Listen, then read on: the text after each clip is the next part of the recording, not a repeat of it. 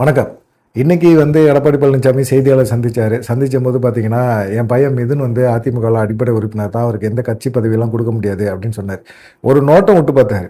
சும்மா முனுசாமி, கேபி முனுசாமிய வச்சு பேச விட்டாரு. கேபி முனுசாமி இதெல்லாம் பேசுவாரு. ஏற்கனவே ஜெயக்குமார் பேசுன மாரி தான் இப்ப கேபி முனுசாமி பேசிட்டு இருக்காரு. மிதுன கொண்டு வாங்க, இளைஞர்கள் தான் பட்டாளம் தான் இப்ப நமக்கு தேவை. இளைஞர்களோட வாய்ப்பை குடுங்க. மிதுனுக்கு கட்சிக்குள்ள ஒரு முக்கியமான பதவி கொடுங்கன்னா எதிர்ப்பு கிளம்ப ஆரம்பிச்சிருச்சு. இது வேற ஏற்கனவே அதிமுகவில் இருக்கிற எம்எல்ஏக்கள்லாம் அந்த சைடு போயிட்டு இருக்காங்க. ஏற்கனவே போனவங்கள இசைக்கு சுப்பியா, சத்யபாமா, மரகதம் குமரவேலு, ஜெயக்குமார் இவங்கெல்லாம் வெளியேறிட்டாங்க. வெளியேறி இவங்க எம்எல்ஏ பதவியெல்லாம் ராஜினாமா பண்ணிட்டு தாவேக்கால போய் சேர்ந்துட்டாங்க. எம்எல்ஏ பதவியை சபாநாயகர் ஏற்றுக்கிறாரோ ஏற்றுக்கலையோ, இவங்க போய் உடனே மாடியில் போய் ஆதவர்ஜனாவை பார்த்து சந்தித்து உடனே தாவேக்காவோட உறுப்பினர் கடை வாங்கிட்டாங்க. சரி, எம்எல்ஏ பதவியை ராஜினாமா பண்ணதுக்கு நோட்டீஸ் அவர் அனுப்பியிருக்காரு, விளக்கம் கொடுத்துருக்குறாங்க. அதுக்கப்புறமா இடைத்தேர்தல் வரும். இடைத்தேர்தலில் இவங்களுக்கான வாய்ப்பை கொடுப்பாங்களா, தாய்வகை கொடுக்குமா, இவங்களே திரும்ப அந்த தொகுதியில் நிற்க வைப்பாங்களா அப்படிங்கிற ஒரு கேள்வி இவங்களுக்குள்ளேயே இருக்குது. இப்போ யாரெல்லாம் எம்எல்ஏ பதவியை ராஜினாமா பண்ணாங்களோ அவங்களுக்கு அந்த எண்ணம் இருக்குது. ஏன்னா தாவேகா சைடு கொடுக்கறதுக்கான வாய்ப்புகள் ரொம்ப குறைவுன்னு தான் சொல்கிறாங்க. இவங்க அவசரப்பட்டுட்டு எம்எல்ஏ பதவியை ராஜினாமா பண்ணிட்டாரோ, அதை ஒரிஜினாட்டை ஏதாவது பெட்டி வாங்கிட்டாங்களோ அப்படிங்கிற மாதிரி பேச்செல்லாம் அடிப்படுது. இருந்தாலும் பார்த்தீங்கன்னா இவங்களுக்கு திரும்பவும் சீட்டு கொடுக்கணும் அப்படிங்கிற எண்ணத்தில் இருக்காங்க. ஒரு வேலை சீட்டு கொடுக்கல அப்படின்னா இவங்க தாவேக்கா விட்டு வெளியேறதுக்கும் வாய்ப்புகள் இருக்குது, சுயேட்சையாக நிற்கிறது கூட வாய்ப்பு இருக்குது அப்படின்னு சொல்கிறாங்க. ஏன்னு கேட்டிங்கன்னா தாவேக்கா தரப்பில் அவங்க இப்போ வேறு கட்சியிலேருந்து மாற்றுக் கட்சியிலேருந்து வந்தவங்க மேலே நம்பிக்கையே இல்லை அவங்களுக்கு. அதுபோல் வேறு கட்சியிலேருந்து வந்தவங்களுக்கு மாவட்ட செயலர் பதவி கொடுக்கறதுக்குமே தாவேகா தரப்பில் கொஞ்சம் அதிருப்தியில் இருக்கிறாங்க, கொடுக்க மாட்டேங்கிறாங்க. வேறு கட்சியிலேருந்து வந்தவங்களுக்கு தேர்தல் சமயத்தில் போட்டி போட ஆள் இல்லைன்னு சொல்லிட்டு அவங்கள வேட்பாளராக நிறுத்தியிருக்காங்க. அவங்க நிறைய இடங்களில் ஜெயிச்சிருக்காங்க, எம்எல்ஏ ஆகியிருக்காங்க. அந்த எம்எல்ஏ இருக்கிறவங்களுக்கு கூட தாவேகா தரப்பில் மாவட்ட செயலர் பதவி அப்படிங்கிற ஒரு விஷயத்தை கொடுக்கறதுக்கு தயக்கம் காட்டியிருக்காங்க. ஏன்னா வேறு கட்சியிலேருந்து வந்தவங்க என்றைக்கு வேணாலும் நமக்கு துரோகம் பண்ணுறதுக்கு துணிவாங்க அப்படிங்கிற ஒரு எண்ணம் விஜய் மனசில் இருக்குது. முதலமைச்சராக அவர் ஆகிட்டார்ல, இப்போ அவருக்கு தனி மெஜாரிட்டி அப்படிங்கிறது கிடைக்கல. அதனால இப்போ என்ன பண்ணுறாரு அப்படின்னா, தனி மெஜாரிட்டி வர்றதுக்கான வேலையை ஆதவ் அர்ஜுனா மூலமாக தூண்டுறாங்க. ஆதவ் அர்ஜுனா செயல்படுறாரு அப்படிங்கிறது தெளிவாக எல்லாத்துக்குமே தெரியுது. இதில் பார்த்தீங்கன்னா அதிமுக எம்எல்ஏக்கள் கண்டிப்பாக நம்ம அமைச்சராக முடியல, வெறும் எம்எல்ஏவாக சுற்றிக்கிட்டு இருக்கிறதோட ஆளுந்தரப்போட நெருக்கமாக இருந்தால் தான் நல்லது, ஆளுந்தரப்பு எம்எல்ஏவாக இருந்தால் நல்லது அப்படின்னு சொல்லிட்டு ஆதவ் அர்ஜுனா அவங்களுடைய சதுரங்க வேட்டை ஆடுற மாதிரி ஆடிட்டு இருக்காரு. அவங்களோட பேச்சுவார்த்தை நடத்துகிறாரு, டீல் பேசுகிறாரு. அவங்களுக்கு முக்கியமான தேர்தல் செலவு இவ்வளோ பண்ணிங்களா, இருந்தாங்க பிடிங்க அப்படின்னு கொடுத்துட்றாங்க. கொடுத்துட்டு உங்களையே திரும்ப நாங்கள் எங்கள் கட்சி சார்பாக உங்களை நாங்கள் போட்டி போடுறோம், நீங்கள் விசில் சின்னத்திலே நின்று நீங்கள் எம்எல்ஏ ஆகுங்க, உங்களுக்கு அமைச்சர் பதவி கொடுக்குறோம் அப்படின்லாம் பேசுகிறாங்க. இப்போ என்ன நடக்கும்? அவங்களுக்கு எம்எல்ஏவாக தொடர்ந்து இருக்கிறத விட அமைச்சர் பதவியை வாங்கிட்டு அமைச்சராக இருந்தால் ரொம்ப நல்லா இருக்குமே. இப்போ தாவேக்கால ஆரம்ப கட்டம் தான். மக்கள் இப்போ அசைக்க முடியாத நம்பிக்கை தாவேகம்ல வச்சிருக்கிறாங்க. 35% அப்படின்னு கட்சி ஆரம்பித்து 2 வருஷத்துக்குள்ளே இவ்வளோ வாக்கு வங்கி வாங்குறாங்க அப்படின்னா அது சாதாரண விஷயமே கிடையாது. இன்றைக்கி ஆளுநர் கூட சட்டமன்றத்தில் பேசும்போது கூட கட்சி ஆரம்பித்து 2 வருஷத்தில் ஒரு ஆட்சியில் உட்காருது அப்படின்னா அது பெரிய ஆச்சரியம் தான் அப்படிங்கிற மாதிரி அவரும் பேசியிருக்கிறாரு. இப்படி எல்லாருமே பேசும்போது எம்எல்ஏவாக இருக்கிறவங்களுக்கு ராஜினாமா பண்ணி விஜய் நம்பி போய் நிற்கலாம் அப்படிங்கிற ஒரு துணிச்சல் வந்துருச்சுல்ல. வந்ததை என்ன பண்ண முடியும்? இப்போ அதே போல் இன்னமும் பார்த்தீங்கன்னா இப்போ 6 தொகுதிக்கு காலி ஆயிடுச்சு. விஜய் பாஸ்கரையும் சேர்த்தோம்னா 6 தொகுதி. ஏன்னா இப்போ விஜய் அவர் கிழக்கு தொகுதியை திருச்சி கிழக்கு ராஜினாமா பண்ணிட்டார்.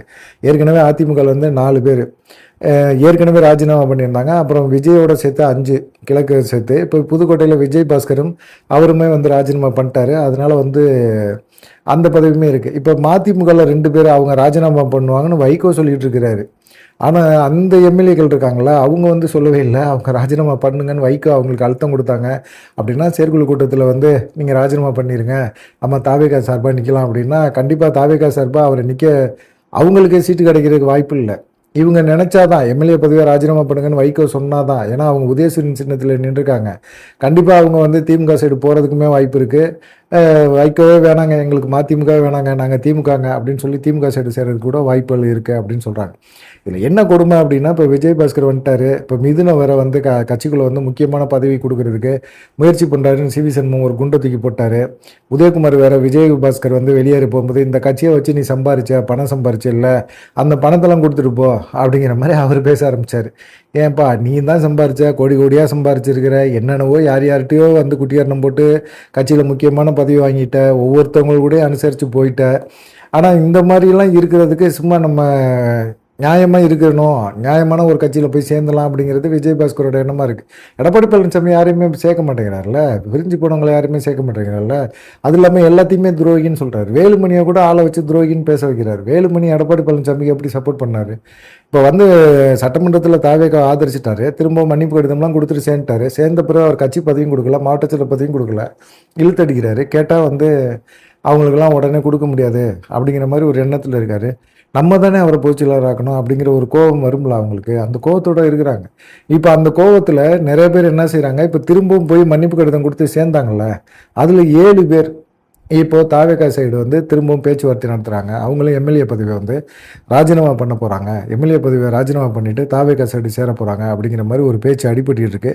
அப்படி சேர்ந்தால் கிட்டத்தட்ட ஒரு 15 தொகுதி இடங்களுக்கு வந்து கண்டிப்பாக வந்து இடைத்தேர்தல் மாதிரி ஒரு தேர்தல் வரும், மினி சட்டமன்ற தேர்தல் மாதிரி நடக்கும். 15 தொகுதிகளுக்கு வந்து தேர்தல் நடக்கிறதுக்கு, இடைத்தேர்தல் நடக்கிறதுக்கு வாய்ப்புகள் இருக்குது அப்படின்னு சொல்கிறாங்க. இப்போ வந்து 7 எம்எல்ஏக்களோட பேச்சுவார்த்தை நடத்தியிருக்காங்க, அதிருப்தியை தெரிவிச்சிருக்காங்க. எடப்பாடி பழனிசாமி செயல்பாடுகள் சுத்தமாக பிடிக்கலன்னு சொல்லியிருக்காங்க. இந்த சட்டமன்ற கூட்டத்தொடர் முடிகிறதுக்குள்ளே அதிமுகவில் இன்னொரு 7 எம்எல்ஏக்கள் வந்து ராஜினாமா பண்ணுறதுக்கு வாய்ப்புகள் இருக்குது. எம்எல்ஏ பதவியை ராஜினாமா பண்ணிவிட்டு தாவேக்காவில் இணைய போகிறாங்க அப்படின்னு சொல்கிறாங்க. ஆனால் தாவேக்காவில் இவங்க இணையிறது, எம்எல்ஏ பதவியை ராஜினாமா பண்ணுறது, தாவேக்கா வந்து அவங்களுக்கு உறுப்பினர் கார்டு கொடுக்குறது எல்லாமே கரெக்டு. ஆனால் அவங்க நின்ற தொகுதியில் திரும்பவும் தாவேக்காவில் வந்து போட்டி போடுறதுக்கான வாய்ப்பை உருவாக்கி கொடுப்பாங்களா அப்படிங்கிற ஒரு டவுட் வந்து இப்போ இருக்கிற எல்லாத்துக்குமே வந்திருக்கு. இப்போ விஜயபாஸ்கர் வந்து புதுக்கோட்டையில் வந்து அசைக்க முடியாது, அவர் சுயேட்சை நின்றா கூட ஜெயிச்சிருவார். அவர் வந்து தாவேகாவுக்கு வந்தால் அவருக்கு சப்போர்ட் இருக்குது அப்படிங்கிற மாதிரி எண்ணம் இருக்குது. அவங்க வந்தால் தாவேகா சார்பாக நின்றாருன்னா அவருக்கு ஓட்டு உழுவும், மக்கள் ஓட்டு போடுவாங்க, கண்டிப்பாக அவர் வந்து வெற்றி பெறுவார். அதிக வாக்கு எண்ணிக்கையில் வெற்றி பெறதுக்கு வாய்ப்பு இருக்குது. இப்போ மரகதம் குமரவேலோ இல்லை சத்யபாமாவோ இவங்க வந்து தாவேகா சின்னத்தில் நின்றாங்க அப்படின்னா அங்கே அதிமுக சும்மா விடுமா? அதிமுக களத்தில் இறங்கி வேலை பார்க்கும்ல, அதே போல் திமுக களத்தில் இறங்கி வேலை பார்ப்பாங்கல்ல. கண்டிப்பாக இடைத்தேர்தலில் வந்து தாவேக்கா எதிர்பார்க்குற அளவுக்கு ஒரு மிகப்பெரிய ஒரு வெற்றியை கொடுக்கக்கூடாது அப்படின்னு சொல்லிட்டு திராவிட கட்சிகள் ரெண்டுமே, திமுக அதிமுக இருக்கும் அப்படிங்கிற ஒரு எண்ணமும் இருக்குது. என்ன வேணாலும் பண்ணுவாங்க, களத்தில் இறங்கி போராடுவாங்க, களத்தில் இறங்கி பயங்கரமாக தாவேக்காவுக்கு டஃப் கொடுப்பாங்க. இந்த 1.5 மாதத்தில் தாவேக்கா பண்ணியிருக்கிற அதிருப்திகளை மக்கள் மனத்தில் கொண்டு போய் திணிப்பாங்க, கொண்டு போய் சொல்லுவாங்க. மக்களை வந்து திசை மாற்றுறதுக்கான, மடை மாற்றுறதுக்கான வேலைகள் நிறைய நடக்கும். களத்தில் 15 தொகுதி தானே, தமிழ்நாட்டில் இருக்க எல்லா திமுக காரங்களையும் அங்கே இறக்குவாங்க, அதிமுக காரங்க அவங்க இறக்குவாங்க. ஆனால் அதிமுகவில் இப்போ யாருமே இல்லை, பெருசாக யாருமே இல்லை. எல்லாமே எடப்பாடி பழனிசாமி மட்டும்தான் இருக்கிறாரு, கேபி முனுசாமி இருக்கிறாரு, வேறு யாருமே அங்கே இருக்கிற மாதிரி தெரியல. மிதுனுக்கு வேறு பதவி கொடுக்குறேன்னு சொல்லி ஒரு பிரச்சனை சிவி சர்மன் கிளப்பி விட்டோன்னா, இப்போ நான் மிதுனுக்கு பதவி கொடுக்கல, மிதுன்லாம் வெறும் அடிப்படை உறுப்பினர் தான் அப்படின்னு பேசுகிற அளவுக்கு எடப்பாடி பழனிசாமி வந்துட்டார். அந்த மாதிரி ஒரு சூழ்நிலை போயிட்டு இருக்குது. என்ன பண்ணுறதுன்னு தெரியல. இப்போ மதிமுக தாவேக்காவோட போய் இணைய போகுது, அவங்க 2 எம்எல்ஏக்கெல்லாம் ராஜினாமா பண்ண போகிறாங்க அப்படின்னு செய்தி ஓடுது. இப்போ எல்லாமே சேர்த்திங்கன்னா கிட்டத்தட்ட ஒரு 15 தொகுதி வந்துருச்சு. 7 எம்எல்ஏக்கள் அதிமுகலேருந்து திரும்ப ராஜினாமா பண்ண போகிறாங்க. ஏற்கனவே 6 இருக்குது, மதிமுகவில் 2 எம்எல்ஏக்கள் ராஜினாமா அப்படிங்கிறாங்க. அட்லீஸ்ட் ஒரு 13 தொகுதியாவது இடைத்தேர்தல் வரும். மதிமுகவில் இருக்கிறவங்க 2 எம்எல்ஏக்களும் திமுக சின்னத்தில் போட்டி போட்டிருக்காங்க. அதனால் அவங்க திமுகவோட சட்டமன்ற உறுப்பினர் தான், அவங்க எடுக்கிற முடிவு தான். அது வைகோவுக்கு ப்ளஸ்ஸாகவும் மாறலாம், மைனஸாகவும் மாறலாம். அது வைகோ தான் முடிவு பண்ணணும். 27ஆம் தேதி பொதுக்குழு கூட்டுறாரு, அதில் என்ன முடிவு எடுப்பாருன்னு தெரியும். அவர் கண்டிப்பாக தாவேகா சைடு தான் போவார். சந்தர்ப்பவாத அரசியல் தான் இப்போ இருக்கிற கட்சிகள் எல்லாமே, சிறு சிறு கட்சிகள் எல்லாம் சந்தர்ப்பவாத அரசியலை நோக்கி தான் போகுது அப்படிங்கிறது தான் தெரியுது. கொள்கை கோட்பாடு எதுவுமே கிடையாது. விசிகாலாம் கடுமையாக வந்து தாவேகாவை தேர்தலுக்கு முன்னாடி விமர்சனம் பண்ணாங்க. ஆனால் இன்றைக்கி வந்து விசிகாவை ஏற்றிக்கிட்டாங்கல்ல. பாஜகவோட பி டீம்னாங்க, அது இல்லாமல் வந்து ஆர்எஸ்எஸோட குழந்தை அப்படின்னு சொன்னார். அதுக்கப்புறமா தேர்தலில் ஜெயித்த போது பாஜகவோட உடன்பாடு இல்லைன்னாரு. இன்றைக்கி சட்டமன்றத்தில் தமிழ் தாய் வார்த்தை, தேசிய கீதம் எல்லாமே பாடுறாங்க. எல்லாமே சபாநாயகர் அப்படியே தாவேகா சைட்லேருந்து என்ன கொடுத்தாங்களோ அப்படியே படிச்சுட்டு போகிறாரு. திமுக சைடில் ஆட்சியில் இருக்கும்போது கவர்னர் ஆளுநர் ரவி இருக்கும்போது அவர் என்ன பண்ணார்? திமுக கொடுத்த எதையுமே அவர் இப்போ சரியாக படிக்கவே இல்லையே. இப்போ வந்து விஜய் வந்து கண்டிப்பாக வந்து பாஜகவோட பி டீம் போல தானே செயல்படுறாரு அப்படிங்கிற குற்றச்சாட்டு இருந்தாலுமே இதெல்லாம் பெருசாக யாருமே கண்டுக்க மாட்டேங்கிறாங்க. ஆனால் இந்த குற்றச்சாட்டுகள்லாம் இருக்குது, பார்க்கலாம். இப்போ இடைத்தேர்தல் வந்து ஒரு 15 தொகுதிகளுக்கு நடக்குங்கன்னு சொல்கிறாங்க. 15 தொகுதிகளுக்கு நடந்துச்சுன்னா கண்டிப்பாக தாவேகா வந்து இந்த 15 தொகுதியிலையும் ஜெயிக்கணும் அப்படிங்கிறதுக்கு முழு முயற்சி எடுப்பாங்க.